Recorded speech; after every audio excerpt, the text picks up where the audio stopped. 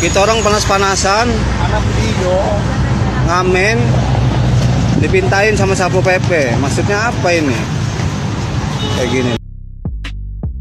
Anggotanya pungli ke pengamen jalanan tarik Rp300.000, pelaksana tugas Kasatpol PP sebut sanksi berat sampai pemecatan.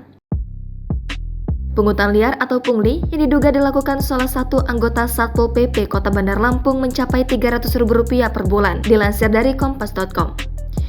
Video anggota Satpol PP meminta uang pungli ke grup pengamen angklung jalanan itu viral di sosial media. Anggota grup pengamen jalanan yang memvideokan kejadian itu, Jen menyatakan video direkam pada Jumat 16 September siang.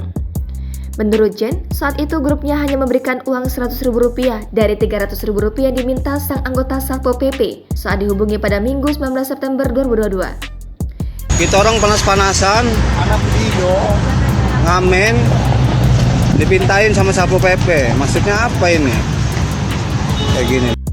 Jen menjelaskan dari hasil komunikasi dengan grup pengamen angklung jalanan lainnya, oknum yang sama juga meminta pungli. Menurutnya, dari 6 grup pengamen angklung semuanya diminta Rp300.000. Pungli itu pun disertai dengan ancaman jika tidak menyetor maka alat musik milik mereka akan disita.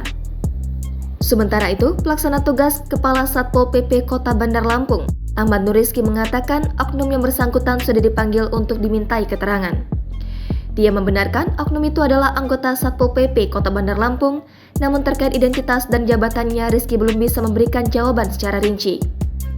Menurut Rizky, uang yang diperoleh dari grup pengamen jalanan itu sudah dikembalikan. Rizky menambahkan, hasil BAP pun sudah diserahkan ke inspektorat dan pimpinan.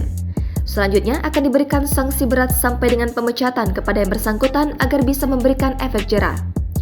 Ia berharap tidak ada lagi kejadian yang sama di kemudian hari, karena menurutnya gara-gara satu orang nama institusi Pol PP yang rusak.